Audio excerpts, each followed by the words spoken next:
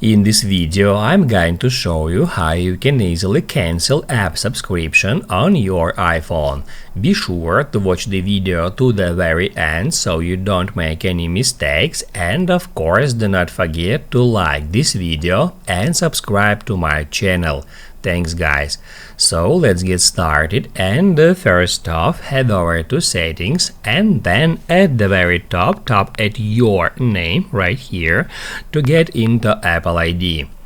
On that screen you can easily find subscriptions, and that's where you can find all of your subscriptions including active and inactive, and from here we can manage them including deleting the subscriptions. To delete a subscription you first off need to tap on it and then hit add cancel subscription. Also from here we can change subscription plans.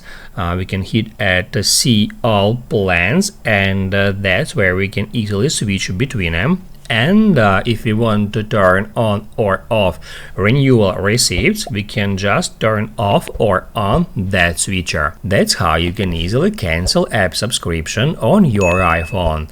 Now you can write down in the comments below if you have any questions about that tutorial. Hit the like button if you like that video, and see you in the next one.